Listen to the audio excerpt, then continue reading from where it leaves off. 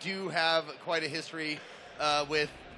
If he smashes the I have controller, a nice bill from Amazon, Best Buy. I've started to get him at pawn shops now, like with controllers and keyboards. You can subscribe and you can save 15%.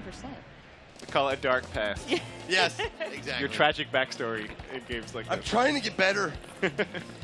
So one of the most striking things right off the bat about this game is the art. It's beautiful. It's unique. Tell me how you guys sort of arrived at this style. I mean, our artist, Thomas, he really loves pixel art. And at the beginning, he was all alone. So he was like, all right, I really want to do a pixel art game. You know, I want to make it as awesome as I possibly can. But if I have to hand draw all these animations by myself, like if I stuff up one thing, I'm screwed. I have to start again. And so he came up with this idea of using like a 3D production process to turn it into 2D. So that's how you end up with this like sort of nice fluid animation, but something that we can do quite quickly. So then, you know, obviously there's a lot of homages to Castlevania and sort of those older retro games that we all like. Right bumper to open the door, but I just smashed it. Yeah, smashing it's good because it'll knock him out. Oh! So you're gonna need B to roll. That's gonna save you. Okay, there. Yeah. Oh, yep. Okay, Of course. you got invincibility frames there. Okay. So yeah, I mean, for us, it's really about sort of saying to older fans of the genre, you know. I know this. I know this. You're like, okay. Older fans of the genre. QZ. You got that wall carrot, of course. Hey, get out of here. Hold on. So what if I do that? Oh, it doesn't stay up. Yeah, you know, they bring me on to interview guys and then Zeke on to just geek out over this game here. So you clearly, I mean, you talked about keeping in mind important things from these genres that players are so familiar with. There we go. What did you feel like it was important to include, you know, from your own perspective? Okay, so I mean, the big side of it for me personally is the Metroidvania side. So I'm all about, you know, like exploring, going out and finding new secret passages like Zeke just found there at the bottom. So I mean, that's just like a little secret, but as you explore through the game, you're going to unlock items that are going to allow you to access things like in any Metroidvania game, you know, like a wall jump or teleport. Oh, I guess I just found the closet. Yeah, you found the closet. That's no good for anything. You got to keep going up, keep going straight as far as you can. And so basically that aspect of the Metroidvania mixed with the roguelike for me is what I wanted to see more in the game. Because, you know, in a roguelike, you die, you get punished, you know, you lose everything, you go back to the start, and it's like sometimes that can be a bit brutal. We can be like, damn it.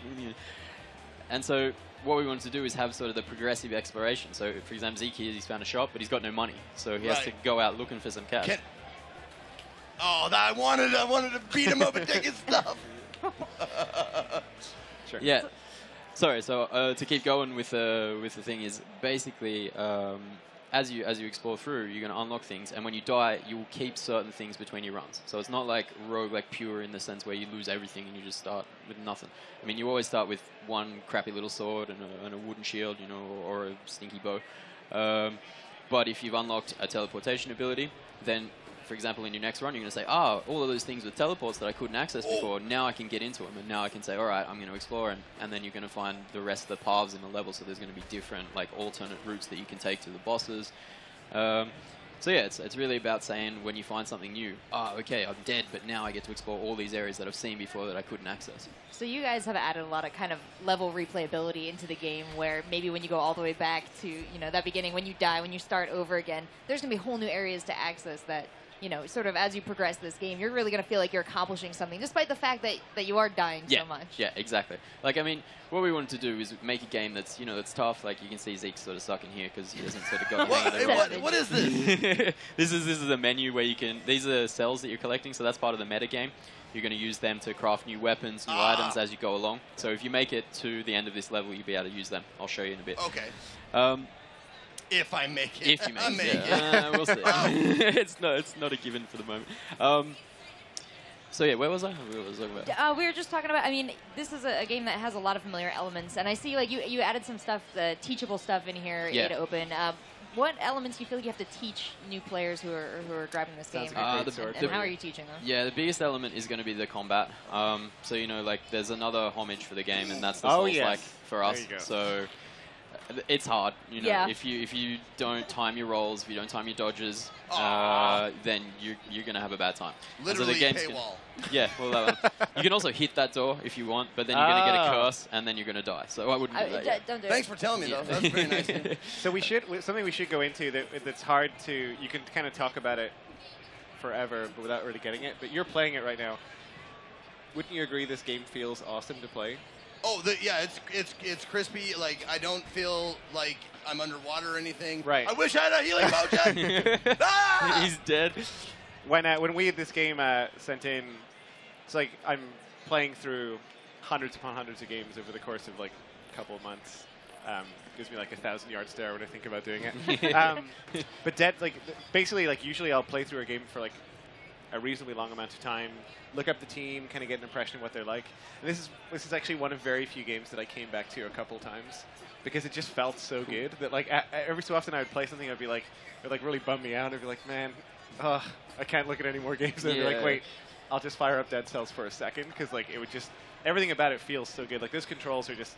Like you said, like you don't feel underwater at all. Everything's like super responsive. It's really responsive. It's great. That's awesome for us. I mean, Seb will be super happy to hear that. He's our lead gameplay programmer, and he is kind of like a little bit of a psycho when it comes to it's totally sure paid off. For a game like this, it has to be exactly right. If you're going to claim to have Souls-like combat, it's got to be tight. It's got to be fair. Exactly. Like well, I mean, and the thing with the like sort of following on with that is that each of the weapons that you're going to pick up feel different. So, for example, that bow there, it does barely any damage. So you're going to use that, and you think, didn't do very much. Not very much at all. Yeah, but then you might have like a hunter bow that you're going to unlock later on that's going to one-shot most things if you're far enough away.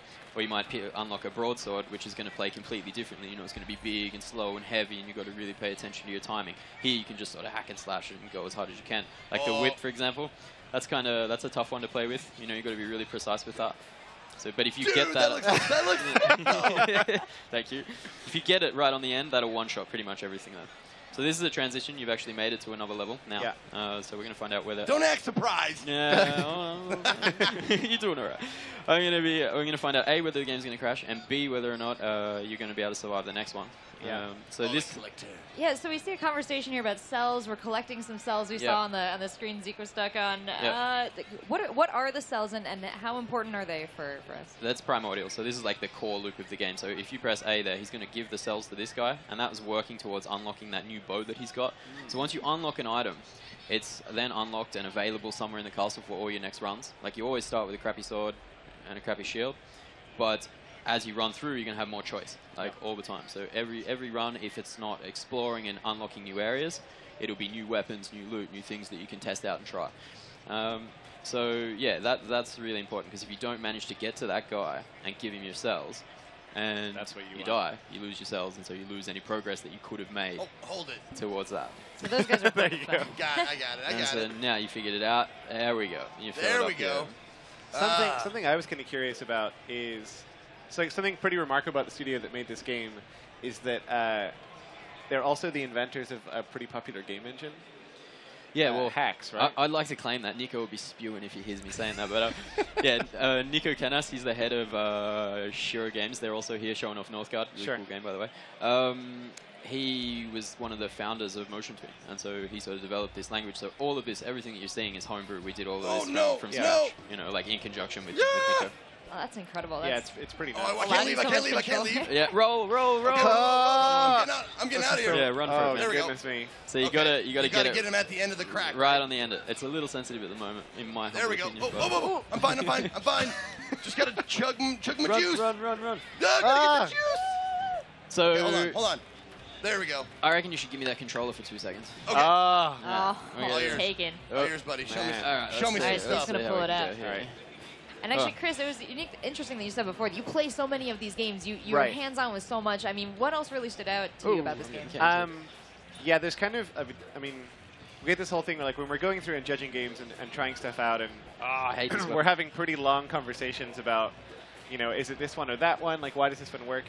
Every so often, you get a game that just feels like it checks every single box you're looking for, and like this one is just. Like, we look at things like what does the company do, right? And it was pretty awesome to see that they were instrumental in creating this engine Hex, which is this made in Hex? Yeah. Yeah, everything's made in Hex. Done with the heaps. Oh, give me the controller! I'm so good. You set me up with a crappy weapon, man. What was I gonna do? And then my bad. Plus, it's just like you said, it's super gorgeous, like crazy looking game, and then it's easy in scare quotes to make a game that looks nice, but the fact that it feels as good as it does is interesting because it almost makes how good it looks irrelevant. Like, you stop you stop thinking about, I'm sure you noticed this, like you stop thinking about really like how cool everything looks, and all you're thinking about is like your moment to moment, you know, like your one-to-ones with everything you're trying to fight, right? That's a big thing that we try and do, is make it so that, you know, every move is sort of a bit critical in the sense that, you know, I just got killed there with that whip because I probably wouldn't have taken that weapon into that situation, you know.